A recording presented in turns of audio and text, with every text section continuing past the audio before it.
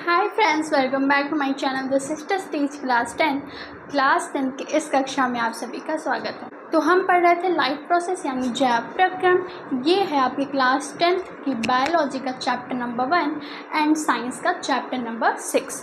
ठीक है, तो आज है हमारा लेक्चर नंबर 12। उससे पहले अगर आपने प्रीवियस लेक्चर्स नहीं देखे तो प्लीज़ जाकर देखो क्योंकि इम्पॉर्टेंट है। तो आज हम क्या देखेंगे, तो आज हम देखेंगे मानव में वहन यानी transportation in human body. Okay, तो ये हम देखेंगे कि आखिरकार हमारे शरीर का ड्राइवर कौन है, हमारे शरीर की गाड़ी कौन है, यानी कि हमारे शरीर का ट्रांसपोर्ट कौन है। तो जब भी हमारे शरीर में किसी भी चीज़ को इधर से उधर जाना होता है या फिर कहें कि कौन सी चीज़ पूरे शरीर में घूमती है, तो नाम आता है ब्लड का, यानी रक्त और खून या रुधिर। ठीक है, इसके बहुत सारे नाम हैं। तो रुधिर या रक्त या खून या ब्लड ये हमारे शरीर का ट्रांसपोर्ट है, यानी ट्रांसपोर्टेशन किसके कारण होता है हमारे शरीर में, रक्त के कारण। तो इस टॉपिक में हम रक्त को पढ़ेंगे यानी ब्लड को पढ़ेंगे। तो चलिए स्टार्ट करते हैं। उससे पहले अगर आपने अभी तक इस चैनल को सब्सक्राइब नहीं किया तो प्लीज़ कर लो क्योंकि important. Okay, so let's get started. Okay, तो सबसे पहले हम जानते हैं कि आखिरकार ब्लड होता क्या है।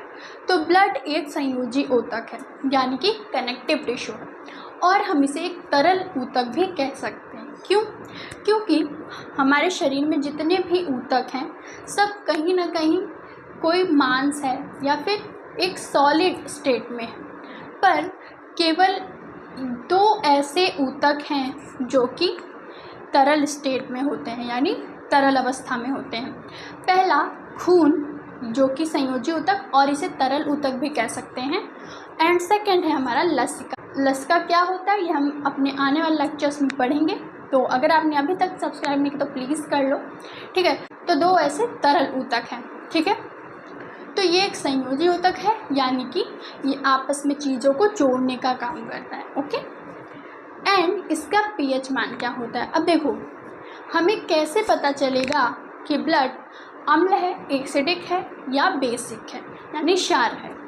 तो अम्ल का जब हम पीएच मान देखते हैं, पीएच क्या होता है, पोटेंशियल ऑफ हाइड्रोजन आयंस, यानी कि हमें पीएच से पता चलता है कि कौन सी चीज़ अम्लीय है एंड कौन सी चीज़ क्षारीय है। ठीक है, यह हम पढ़ेंगे अपने केमिस्ट्री के चैप्टर नंबर 2 में। तो सब्सक्राइब करना तो बनता है इस चैनल को।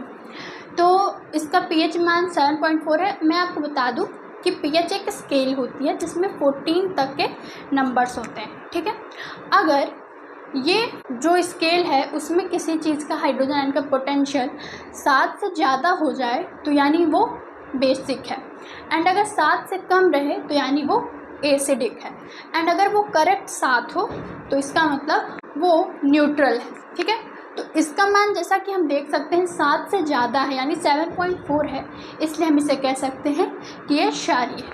ठीक है, और पुरुषों में रक्त देखो, अब कई बुक में दिया होगा कि स्वस्थ मनुष्य के अंदर जो खून की मात्रा है वो 4.5 ऐसे दिया होगा, पर आप ये भी लिख सकते हैं कि बहुत सारी बुक में मतलब अलग अलग सब कंफ्यूज हैं। तो आप ये लिख सकते हैं कि पुरुषों में रक्त का जो मान है वो 5.5 लीटर होता है एंड महिलाओं में कम होता है, यानी कि महिलाओं में रक्त की जो मात्रा है वो कम होती है, तो आधा लीटर ये कम होती है पुरुषों से। अब मैं आपको बता दूं कि रक्त जो है, अभी हम आगे पढ़ेंगे कि रक्त में पाया जाता है हीमोग्लोबिन, जो कि रक्त यानी ब्लड को लाल रंग प्रदान करता है, और उस हीमोग्लोबिन के अंदर पाया जाता है आयरन।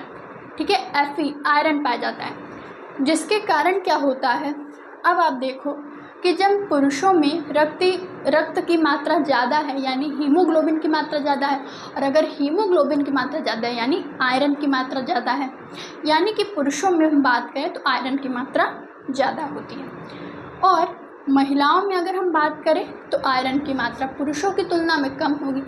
इसलिए जो महिलाओं की स्किन होती है वो सॉफ्ट होती है, कोमल होती है, एंड पुरुषों में जो आयरन है वो ज़्यादा होता है, इसलिए उनकी शरीर हार्ड होती है, कठोर। इसीलिए अगर कभी महिलाओं को चोट लगती है तो ज़्यादा दर्द होता है एंड वो उतना सह भी नहीं पाती, और अगर पुरुषों को चोट लगती है तो वो सह लेते हैं। कहते हैं ना मर्द को कभी दर्द नहीं होता, तो उसका यही कारण है। ओके, अब देखो ये जो रक्त है इसका निर्माण कहाँ होता है, तो रक्त का निर्माण कहाँ होगा, अब देखते हैं। तो रक्त का निर्माण होता है हमारा अस्थि मज्जा। अब ये अस्थि मज्जा क्या होता है, तो आपने भले ही अस्थि मज्जा ना सुना होगा, पर आपने बोन मैरो ज़रूर सुना होगा। आप जानते भी नहीं बोन मैरो है क्या, पर आपने सुना तो होगा। अब देखो इसका नाम है बोन मैरो, यानी कि ये बोन से संबंधित है, यानी कि ये हड्डियों से संबंधित। तो हमारे हड्डियों के बीच में जब आप हड्डी को तोड़ेंगे तो उसके बीच में सब जालीदार संरचना होती है। उसी जालीदार संरचना के अंदर ब्लड का निर्माण होता है, और उसे ही कहते हैं अस्थि मज्जा या बोन मैरो। आपने कई मूवीज़ में नाम सुना होगा, जैसे कि मैं आपको एग्जांपल देती हूँ। तो आपने क्रिस 3 में मेरे ख्याल से सुना होगा बोन मैरो, आप देख लेना, ठीक है। तो बोन मैरो क्या होता है, अस्थि मज्जा क्या होता है, जहाँ पे खून का निर्माण होता है, ठीक है। अब देखो रक्त का संग्रह कहाँ होता है, ये कई बच्चों को थोड़ा कंफ्यूजिंग लगता है, पर बिल्कुल कंफ्यूजिंग नहीं है, क्योंकि जो रक्त का संग्रह है वो कहाँ होता है, वो होता है प्लीहा में, स्प्लीन में। प्लीहा क्या या स्प्लीन क्या होता है, ये आपको दिख रहा होगा कि हमारे पेट के पास इसके ऊपर, ठीक है। मान लो ये हमारा पेट है, इमेजिन करो, एंड यहाँ पे इस साइड हमारा ये प्लीहा उस पर स्थित होता है, जिसे हम क्या कहते हैं, रक्त का संग्रह जो कि करता है, ठीक है। इसे हम ब्लड बैंक के नाम से भी जानते हैं, एंड इसे हम रक्त का कब्र भी कहते हैं। ओके, अब देखो जो ब्लड में हीमोग्लोबिन है वो मेल में ज़्यादा होता है 40 ग्राम डेसीलीटर। डेसीलीटर कितना होता है, डेसीलीटर इतना होता है, ठीक है। इतना ढक्कन आपने देखा होगा, उसे आप समझ लीजिए, ठीक है। तो 14 ग्राम प्रति डेसीलीटर होता है, एंड फीमेल में 13 ग्राम प्रति डेसीलीटर होता है, ठीक है।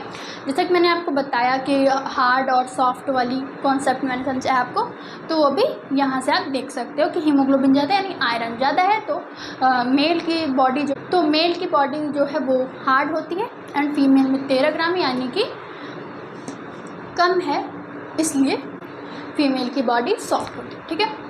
अच्छा, जो ये सब पॉइंट्स हैं, एंड जब मैं ओके, सो ये सब जो पॉइंट हैं एंड जो मैं आपको बता रही हूँ वो आपको सब कहाँ मिलेगा, वो आपको मिलेगा हमारे टेलीग्राम चैनल पे। लिंक आपको मिल जाएगी डिस्क्रिप्शन में आपको जाके उस लिंक को क्लिक करना है, एंड आप टेलीग्राम चैनल हमारा ज्वाइन कर लीजिए, एंड वहाँ पे आपको कुछ भी पे करने की जरूरत नहीं, फ्री ऑफ कॉस्ट आपको ये नोट्स मिल जाएंगे। ओके, साथ ही साथ वहाँ बहुत सारी चीज़ें आपको मिलेंगी, तो ज्वाइन कर लो। ओके, तो ये सब हो गया हमारा। चलिए अब देखते हैं और बातें कि आखिरकार रक्त बना किससे होता है, ठीक है।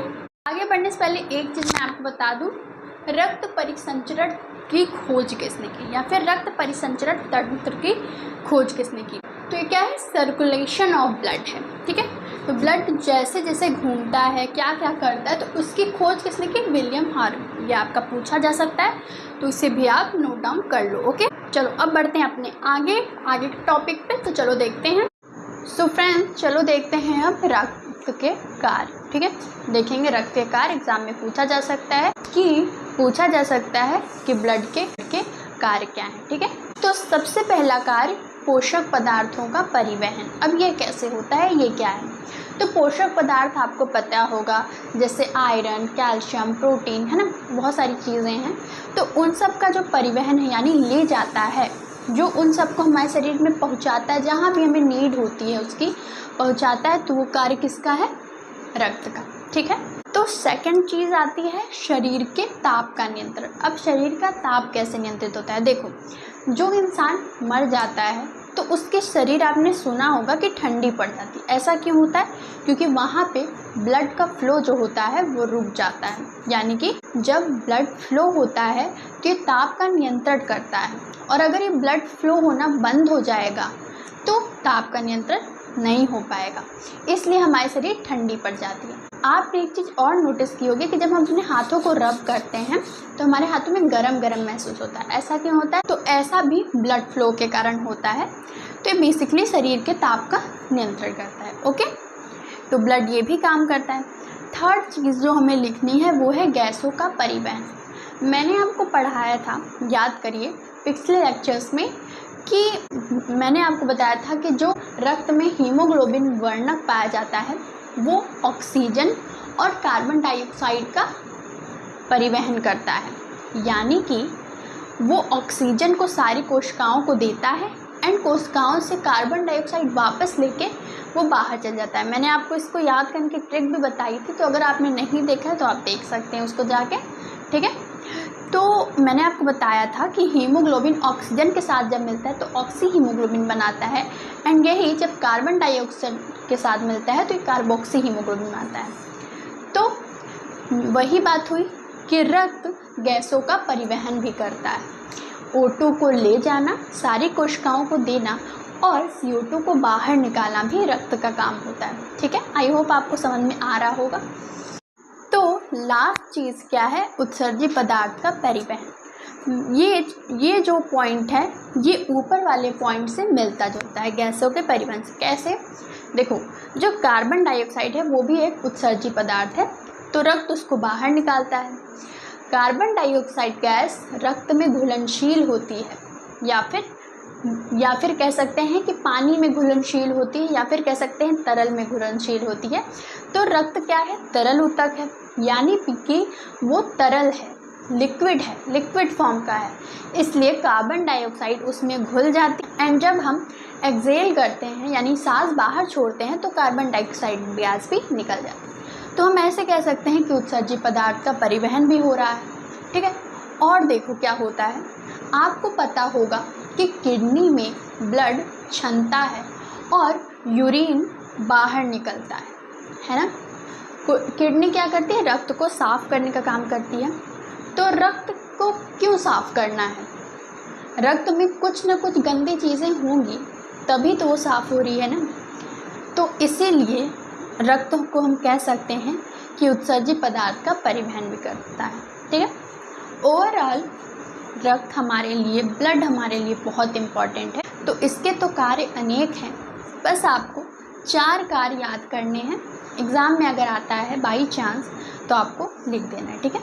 अब हम बढ़ते हैं अपने नेक्स्ट पॉइंट पे, देखते हैं रक्त के अवयव या फिर रक्त किस चीज़ों से बना है, ठीक है। तो आगे बढ़ने से पहले मैं आपसे एक क्वेश्चन पूछना चाहूँगी जिसका आपको जवाब कमेंट्स में देना है, एंड फर्स्ट 5 लोगों के नाम मैं अपनी वीडियो में लूँगी, ओके। तो आपका क्वेश्चन है कि मनुष्य में श्वास नाल में जब वायु नहीं होती तो भी वह पिचकती क्यों नहीं है ना। ये आपका है सवाल, और इसके हैं 4 ऑप्शन। फर्स्ट, काइटिन छल्लों के कारण। सेकंड, अस्थिल छल्लों के कारण। थर्ड, उपास्थि छल्लों के कारण, या दाब के कारण, ठीक है। इसका आप जवाब आपको कमेंट में देना है। फर्स्ट 5 लोगों के नाम मैं लूँगी। तो चलिए देखते हैं। तो चलो अब बढ़ते हैं आगे। ओके फ्रेंड्स, तो अब हम देखेंगे ब्लड के अवयव, यानी कि ब्लड आखिरकार किस चीज़ों से मिलके बना है, ठीक है। तो मेन 2 पार्ट्स में बांटते हैं हम ब्लड को, अगर हम देखें कि किससे बना है। फर्स्ट थिंग प्लाज्मा, ठीक है, इसे इंग्लिश में भी प्लाज्मा कहते हैं। एंड सेकंड थिंग रुधिराणु या कॉर्पसेल, ठीक है। तो सबसे पहले देखते हैं प्लाज्मा, उसके बाद बात करेंगे रुधिराणु यानी कॉर्पसेल की। तो प्लाज्मा जो है ये खून का सबसे ज़्यादा भाग बनाता है। आप देख सकते हैं कि 60% भाग यहाँ पे प्लाज्मा ही होता है। अब ये प्लाज्मा है क्या? तो ये हल्के पीले रंग का, येलोइश कलर का क्षारीय पदार्थ है, ठीक है, जो कि रक्त में सबसे अधिक मात्रा में उपस्थित होता है। ये रक्त के थक्के को जमने में सहायता करता है। अब इसके देख लेते हैं हम कार्य। तो फर्स्ट कार्य मैंने आपको बताया कि रक्त के थक्के को भी जमाने में कार्यरत है। कौन है? प्लाज्मा, ठीक है। सेकंड थिंग, पोषक तत्वों, हार्मोन और प्रोटीन को शरीर के आवश्यक भागों में पहुंचाना। जब हमें कभी ज़रूरत होती है पोषक पदार्थों की, लाइक प्रोटीन, हार्मोन, जब हमें ज़रूरत होती है पोषक तत्वों की या फिर प्रोटीन की, हार्मोन की, तो वहाँ पे प्लाज्मा ही ऐसा वाहन है, कह सकते हैं, जो कि इन सब लोग को उस जगह तक पहुँचाता है। मान लीजिए कि प्लाज्मा जो है वो इन सब का ड्राइवर है, परमानेंट ड्राइवर है। जब भी इन लोगों को कहीं जाने की ज़रूरत पड़ती है तो प्लाज्मा बिन बुलाए ही आ जाता है, या कह सकते हैं कि प्लाज्मा दिन भर अपनी गाड़ी में इन लोगों को बैठाए रहता है ताकि कहीं भी आ जा सके जैसे ही नीड पड़े। ठीक है, समझ में आ रही है बात। अब इसके घटक क्या हैं, यानी प्लाज्मा आखिरकार बना किससे है?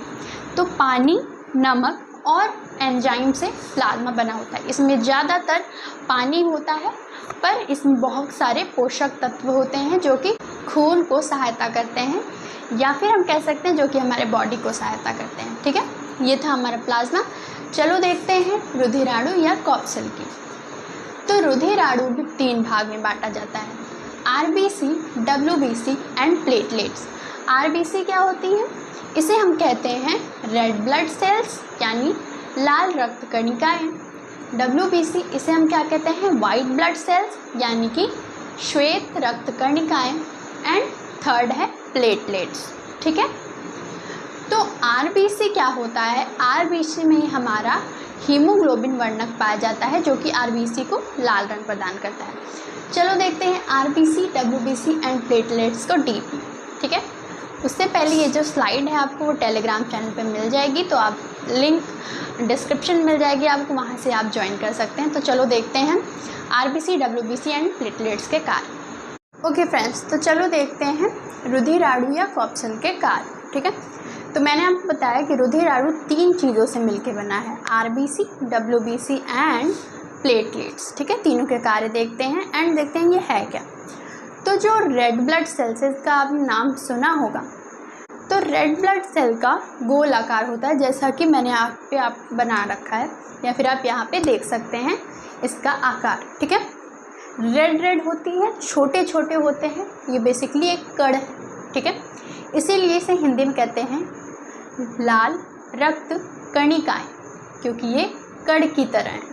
ठीक है, सेकेंड चीज़ कि ये जो आरबीसी है यानी कि रेड ब्लड सेल्स है, लाल रक्त कणिकाएँ हैं, इसमें केंद्रक एंड लाइसोसोम नहीं होता है। ठीक है, और ये जो है ये रुधिराणु का 95% बनाती है। यानी रुधिराणु में अगर बात की जाए कि सबसे ज़्यादा संख्या या मात्रा किसकी होती है, तो वो होती है रेड ब्लड सेल्स की। सवाल पूछा जा सकता है। ठीक है, और इसकी संख्या जो होती है रुधिराणु में वो होती है 50 लाख के करीब, यानी बहुत ज़्यादा। ठीक है, नेक्स्ट चीज़ है कि अगर रक्त की कमी हो जाए, किसी के शरीर में रक्त की कमी हो जाए, तो उसे कौन सा रोग होगा? तो उसे मुख्यतया एनीमिया रोग होगा। वैसे तो बहुत सारे रोग उसको जकड़ लेंगे, पर हम मुख्यतया बात करेंगे एनीमिया रोग की। ये रोग उसको हो जाएगा जिसके अंदर रक्त की कमी होगी। ठीक है, अच्छा, अब देखा जाए तो आरबीसी का जो जीवन काल है वो कितना होता है, यानी कितने दिन तक ये जिंदा रहती है, तो ये इसका जीवन काल 120 दिन का होता है। ठीक है, कितने दिन का? 120 दिन का। 120 दिन के बाद नया रेड ब्लड सेल बनता है, नई आरबीसी बनती है एंड ये मर जाती है। ठीक है, ओके, मैंने आपको बताया था भी कि रेड ब्लड सेल्स का जो रेड कलर है वो हीमोग्लोबिन वर्णक के कारण इन्हें मिलता है। ठीक है, और मैं बता दूं आपको कि ये जो रेड ब्लड सेल हैं, इनका केमिकल नेम क्या है? एरिथ्रोसाइट। ठीक है, ये आपको याद करना है।